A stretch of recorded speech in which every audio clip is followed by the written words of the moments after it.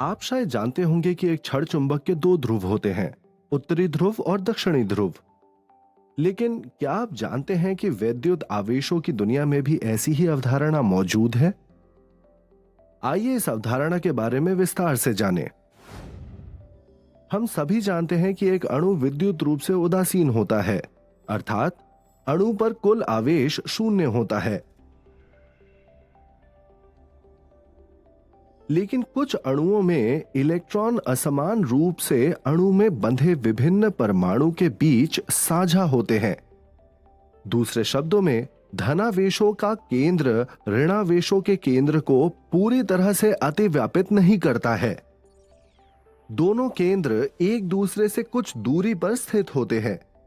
इस तरह के अणुओं में स्थायी द्विध्रुव आघूर्ण दिखाई देता है। लेकिन वैद्युत द्विध्रुव आघूर्ण क्या होता है?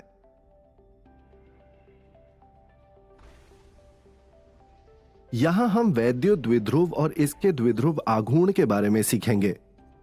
हम इस ज्ञान को आणविक द्विध्रुवों के बारे में अधिक समझने के लिए लागू करेंगे। दो समान और विपरीत बिंदु आवेशों प्लस Q और माइनस Q को अल्प दूरी d पर रखने से बना एक निकाय वैद्युत द्विध्रुव कहलाता है। दोनों आवेशों को मिलाने वाली रेखा द्विध्रुव की अक्ष कहलाती है। दोनों आवेशों को आवश्यक रूप से एक दूसरे से कुछ दूरी पर रखा जाना चाहिए। वैद्युत द्विध्रुव को इसके द्विध्रुव आघूर्ण से अभिलक्षित किया जाता है, अर्थात P से, जिसे दोनों आवेशों में से किसी एक आवेश और दोनों आवेशों के बीच की दूरी के गुणनफल के रूप में परिभाषित किया जाता है। P is equal to Q times D। यहां Q एक अदिश राशि है, पर द्विध्रुव आघूर्ण P एक सदिश राशि है। द्विध्रुव आघूर्ण की दिशा द्विध्रुव के अक्ष के अनुदिश लंबाई d के साथ माइनस Q आवेश से प्लस Q आवेश तक होती है। इसीलिए द्विध्रुव आघूर्ण को इस प्रकार लिखा जा सकता है: vector P equals to Q times D times n cap, जहां n कैप एक इकाई सदिश है। आइए अब हम आणविक द्विध्रुव की चर्चा पर वापस चलते हैं। आइए देखते हैं कि वास्तव में अणु में आवेशों के केंद्रों से हमारा क्या तात्पर्य है। अणुओं में कई परमाणु एक साथ आबंधित होते हैं।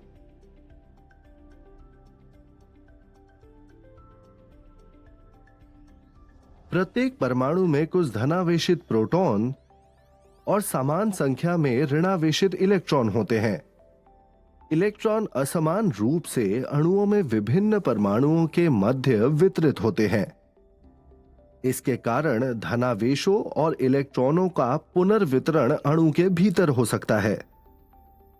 आइए अब हम धनावेशों और इलेक्ट्रॉनों दोनों के लिए आवेशों के केंद्र को ज्ञात करते हैं।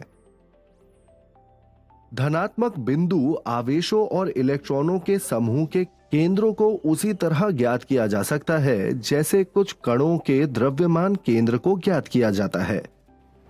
आवेश के केंद्र को इस समीकरण द्वारा दिया जाता है: vector R center of charge is equal to sigma I QI times vector RI upon sigma I QI।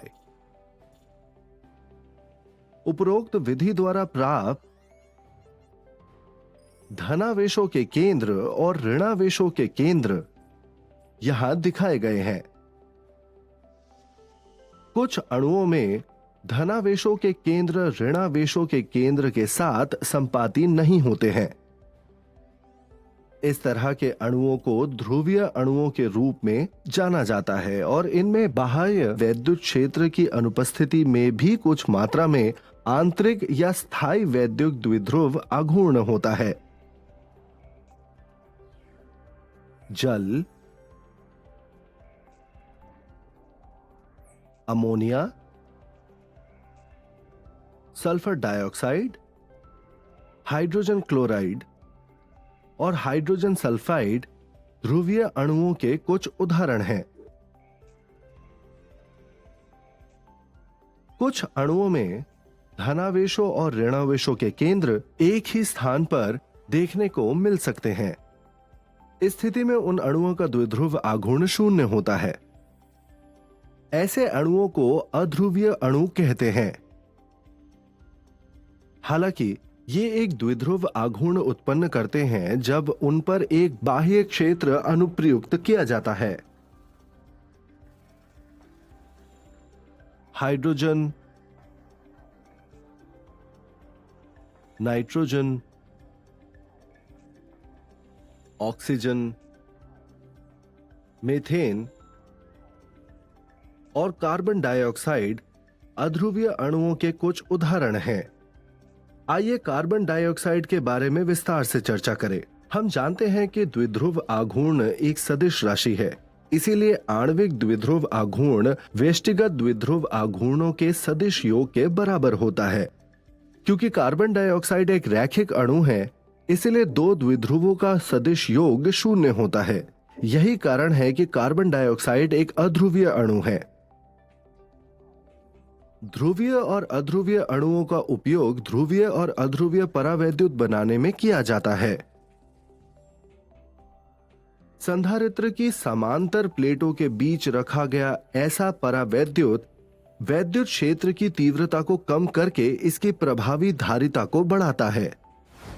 सारांश: दो समान और विपरीत बिंदु आवेशों प्लस Q और माइनस Q को अल्प दूरी d पर रखने से बना एक निकाय वैद्युत द्विध्रुव कहलाता है। वैद्युत द्विध्रुव को इसके द्विध्रुव आघूर्ण द्वारा अभिलक्षित किया जाता है, जिसे दोनों आवेशों में से किसी एक आवेश और दोनों आवेशों के बीच की दूरी के गुणनफल के रूप में मापा जाता है। अधिकांश अणुओं में धनावेशों और ऋणावेशों के केंद्र एक ही स्थान पर होते हैं, अतः इस स्थिति में द्विध्रुव आघूर्ण शून्य होता है। ऐसे अणुओं को अध्रुवीय अणुओं के रूप में जाना जाता है। कुछ अणुओं में धनावेशों के केंद्र ऋणावेशों के केंद्र के साथ संपाती नहीं होते हैं। इस तरह के अणुओं को ध्रुवीय अणुओं के रूप में जाना जाता है और इनमें कुछ मात्रा में आंतरिक या स्थायी वैद्युत द्विध्रुव आघूर्ण होता है।